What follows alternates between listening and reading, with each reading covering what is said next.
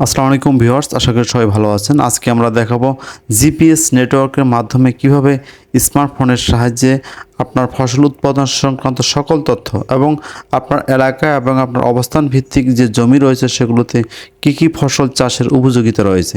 এর জন্য আমাদের প্রথমে গুগল প্লে স্টোর থেকে খামারি অ্যাপস নামে একটি অ্যাপস ডাউনলোড করতে হবে।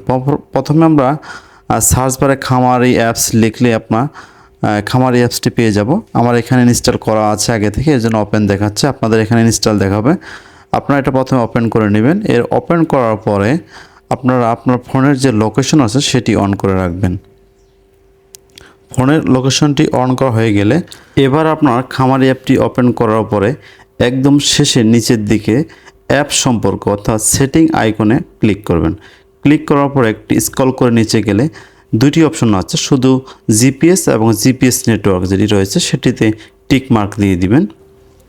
এবার আমি যে বিষয়টি সম্পর্কে জানতে চাই সেটিতে আমি সিলেক্ট করব। ধরি ফসলের উপযোগিতা সম্পর্কে আমি জানতে চাই, সেখানে ক্লিক করার পরে অবস্থান ভিত্তিক আমরা যখন ক্লিক করব ঠিক তখন একটি সময় নিয়ে লোডিং হবে।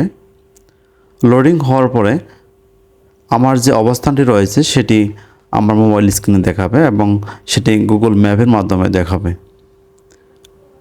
এরপর আমি যদি মৌসুম বাটনে যদি আমি ক্লিক করি তাহলে এখানে তিনটি মৌসুম দেখাবে, রবি, খরিফ এবং খরিফ 2। রবি মৌসুমে ক্লিক করলে যে ফসলগুলো রবি মৌসুমে চাষাবাদ হবে সেগুলো দেখাবে। যেমন এই যে ফসলগুলো দেখাচ্ছে এগুলো হচ্ছে আমার যে এলাকা সেগুলোতে এই ফসলগুলো চাষের উপযোগী রয়েছে। এভাবে আপনি যে জায়গায় অবস্থান করছেন সেই জায়গায় কী ফসল করলে আপনি লাভবান হবেন বা কী ফসল করা যেতে পারে সেগুলোর তালিকা দেখাবে। এবার আমরা দেখব যে এলাকায় যে ফসল হবে সেটি কি মাত্রায় সার দেব এটি আমরা প্রথমে আমরা অবস্থান ভিত্তিক ক্লিক করার পরে সার সুপারিশ যে রয়েছে সেখানে ক্লিক করব। ক্লিক করার পরে ফসল অনুসারে যে বাটনটি রয়েছে সেখানে আমরা ক্লিক করব। ক্লিক করার পরে এরপর আবার আপনার একটু লোডিং দেখাবে। লোডিং দেখানোর পর আপনার যে অবস্থানটি রয়েছে সেটি জিপিএস নেটওয়ার্কের মাধ্যমে দেখাবে এবং মৌসুম দেখাবে। এখন আমরা যে ফসলটি চাষ করব সেটিতে যদি আমরা সিলেক্ট করি তাহলে আমরা সারের ডোজ বা সারের মাত্রা সেটি আমরা দেখতে পাবো। ধরি আমরা আমার এলাকায় ভুট্টা সিলেক্ট করব। ভুট্টা সিলেক্ট করার পরে একটু সময় নেওয়ার পর আমার লোকেশন দেখানোর পরে একটু লোডিং দেখাবে। লোডিং দেখানোর পরে আমার ভুট্টার যে সারের ডোজ সেটি কিন্তু চলে আসবে। এটি প্রতি শতকে কী পরিমাণ সার দিতে হবে সেটির তথ্য চলে আসবে।